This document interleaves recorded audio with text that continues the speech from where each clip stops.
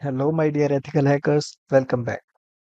इस वीडियो में हम सीखेंगे कि कैसे एक एथिकल हैकिंग लैब सेटअप करते हैं।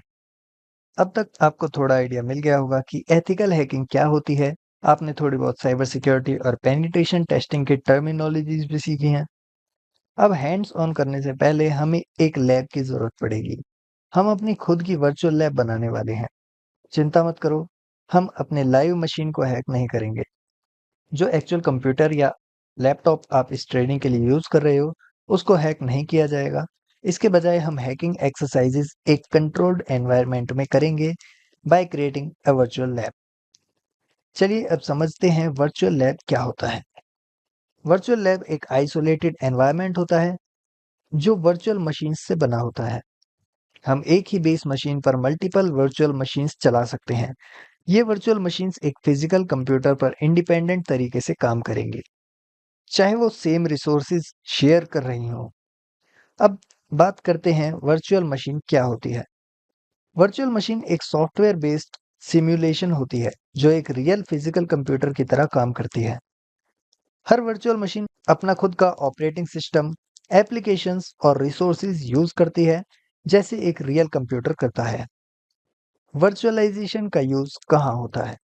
मान लो आप एक ही कंप्यूटर पर विंडोज और लाइनक्स एक साथ यूज कर रहे हैं। इन दोनों ऑपरेटिंग सिस्टम्स को साथ में चलाना मुश्किल होता है, लेकिन वर्चुअलाइजेशन सॉफ्टवेयर जैसे VMware या वर्चुअल बॉक्स का यूज करके आप एक ही कंप्यूटर पर दो वर्चुअल मशीन्स बना सकते हो, और एक विंडोज और एक लाइनक्स के लिए।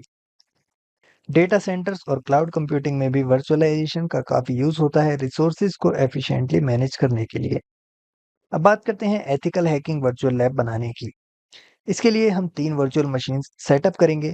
पहली मशीन होगी काली लिनक्स वर्चुअल मशीन, जो हैकिंग के टास्क के लिए यूज होगी। इसमें प्री इंस्टॉल्ड हैकिंग टूल्स होंगे। ये हमारी अटैकर मशीन होगी। दूसरी होगी विंडोज वर्चुअल मशीन, जो विक्टिम मशीन के रूप में यूज होगी for demonstrating attacks.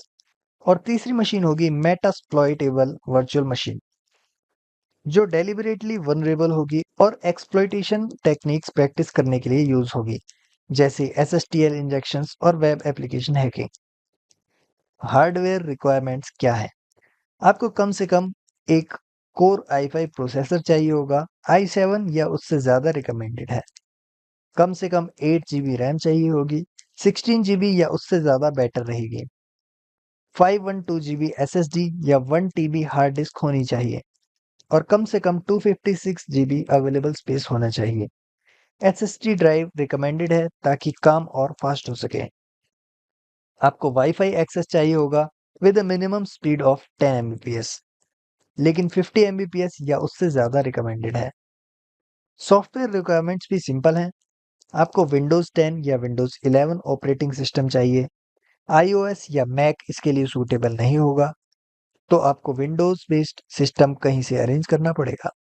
System error free और वायरस फ्री होना चाहिए। अब जब हमने सॉफ्टवेयर और हार्डवेयर रिक्वायरमेंट्स समझ लिए हैं, वर्चुअल मशीन बनाने से पहले हमें इंश्योर करना होगा कि आपके लैपटॉप या डेस्कटॉप में वर्चुअलाइजेशन इनेबल्ड है। अगली वीडियो में हम सीखेंगे कैसे इस प्रोसेस को फॉलो करते हैं। मिलते हैं अगली वीडियो में।